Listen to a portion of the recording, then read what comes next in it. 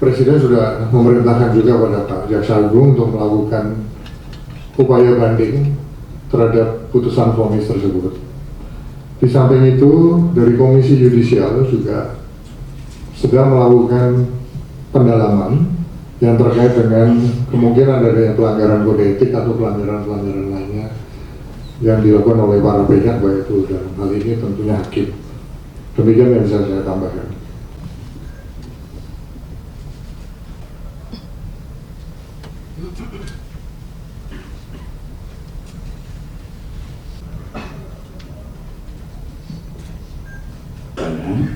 Silakan nanti bekerja lebih dari yang biasanya.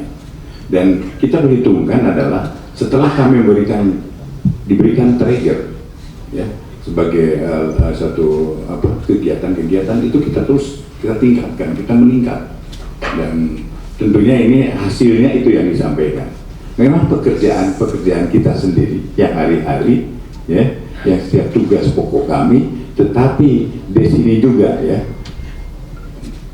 memberikan suatu trigger penguatan untuk kita lebih bekerja lebih dari itu ya. Kemudian yang kedua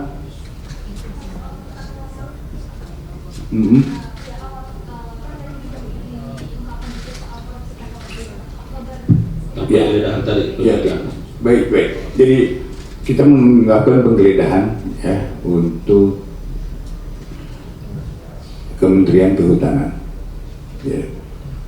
Tunggu aja, pasti ini jadi dalam waktu dekat kami akan sampaikan ya.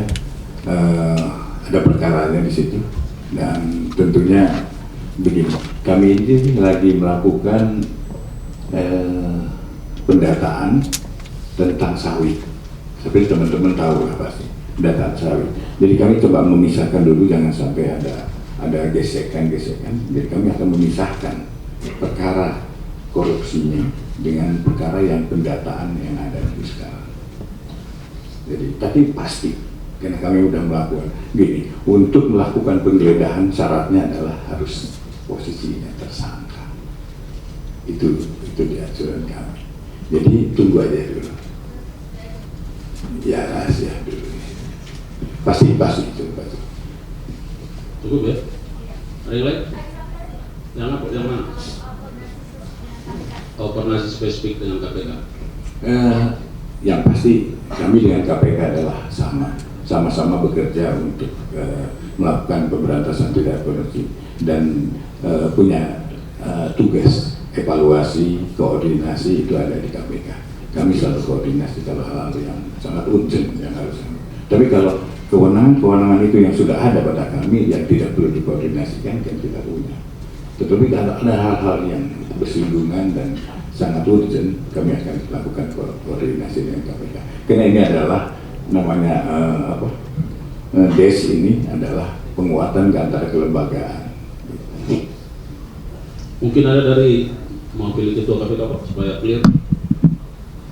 Hukum apa yang dikerjakan oleh DES investigasi dan DES pencegahan korupsi ini, dan kemudian dalam kewenangannya KPK akan membantu dan minta dibantu dalam melakukan koordinasi, supervisi, monitoring terhadap seluruh proses penanganan perkara tipikor yang ada di Jakarta. Terima kasih. Baik, clear ya.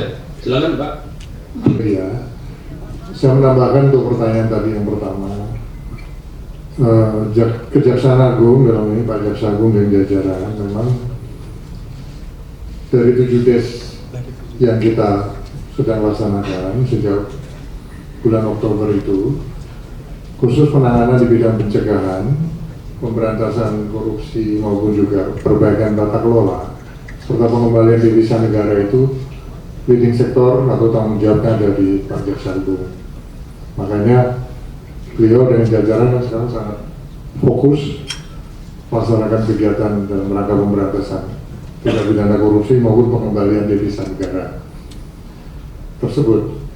Terkait dengan KPK, kemudian ada tim Tas Tipikor Polri, itu semua masuk dalam bagian DES ini dan semua melakukan sinergi, termasuk penguatan koordinasi, sinergi, juga supervisi agar prosesnya bisa lancar ke depan. Makanya di dalam DES ini juga ada BPK dan BPKP. untuk penghitungan kerugian negara agar bisa cepat, fokus, dan menjadi prioritas. Terkait dengan hukuman atau vonis yang dirasakan kurang memenuhi rasa keadilan masyarakat, pemerintah dalam hal ini Bapak Presiden itu sangat mendengarkan masukan-masukan dari masyarakat, di mana vonis yang diberikan ini dirasa kurang adil, gitu, kurang memenuhi rasa keadilan masyarakat, sehingga Presiden sudah memerintahkan juga pada Pak Jaksa Agung untuk melakukan upaya banding terhadap putusan vonis tersebut. Di samping itu, dari Komisi Yudisial juga sedang melakukan pendalaman yang terkait dengan kemungkinan adanya pelanggaran kode etik atau pelanggaran-pelanggaran lainnya yang dilakukan oleh para pihak, baik itu dalam hal ini tentunya hakim. Demikian yang bisa saya tambahkan. Silakan kalau masih ada yang lain. Silakan.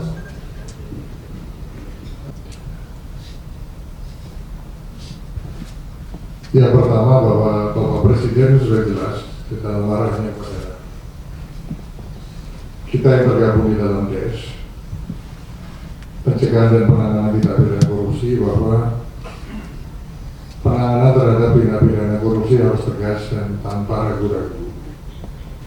Nah, itu sedang kita kerjakan, dan sejak DES ini dibentuk, tapi sebagaimana yang telah disampaikan oleh Pak Jaksa Agung, ada 6,7 triliun rupiah yang sudah bisa diselamatkan. Uangnya ada, sekarang ada di Bank BRI.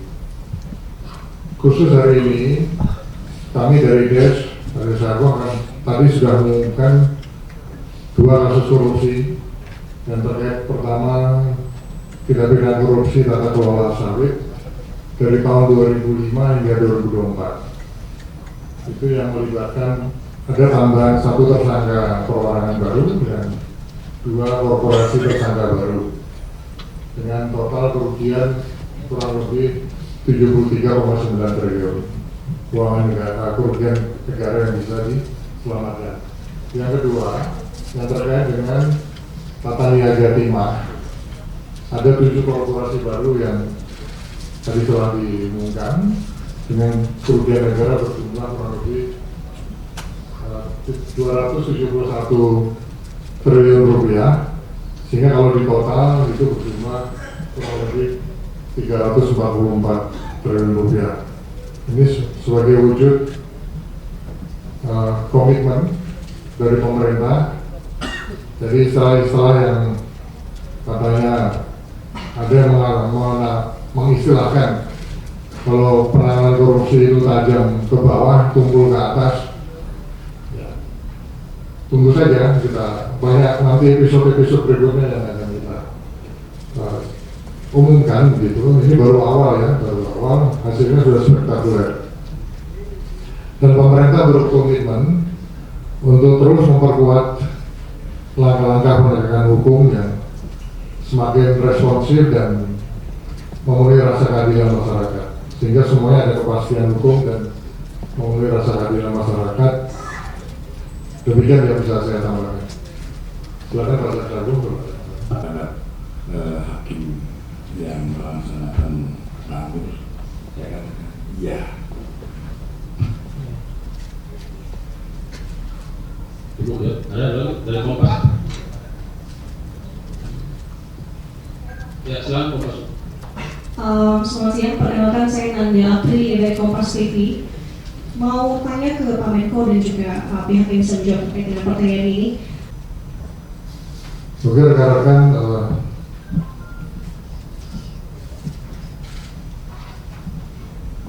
melihat bahwa narasi-narasi dari yang pernah didengar yang terkait dengan pemaafan terhadap para koruptor. Nah, kita tahu bahwa Presiden sudah tegas memerintahkan kepada kami, pada DES, di dalam penanganan korupsi, tindak pidana korupsi itu tidak ada toleransi lain, harus tegas, dan jangan ragu-ragu. Karena kebocoran negara, baik itu terkait dengan pengelolaan anggaran negara maupun aset-aset kekayaan Indonesia yang dilarikan ke luar negeri itu sudah sangat luar biasa besarnya. Nah, ini harus diselamatkan, harus kembalikan ke negara, semuanya digunakan sepenuhnya untuk pembangunan nasional dan kesejahteraan masyarakat. Meskipun kita tahu bahwa Bapak Presiden itu mempunyai hak untuk memberikan pengampunan, bahwa itu melalui mekanisme gerasi, amnesti, dan abolisi.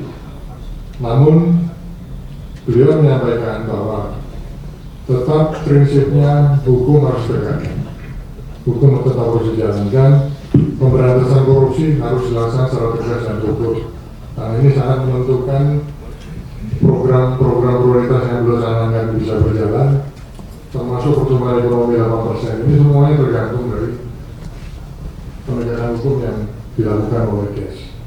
Jadi DES sebagai ujung tombak ini memang betul-betul menjadi tumpuan daripada bangsa dan negara ini dalam rangka untuk mengembalikan marwah kita dalam melalui penegakan hukum di bidang tindak pidana korupsi secara tegas dan tanpa ragu-ragu. Salah saya itu dari saya. Yang terkait dengan teks amnesti dari ditanyakan sedang dirumuskan. Kita tahu ada teks amnesti 1 dan 2. Yang ke depan ini salah satu mekanisme yang memang sedang disiapkan untuk memberi ruang sebagaimana yang saya sampaikan oleh Bapak Presiden, mereka-mereka yang ingin mengembalikan hasil-hasil kekayaan mereka yang ada, baik itu di dalam dan di luar negeri, melalui mekanisme tax amnesty.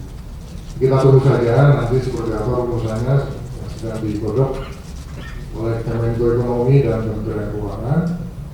Nah, dan tentunya salah satu mekanisme. Tetapi Bapak Presiden di dalam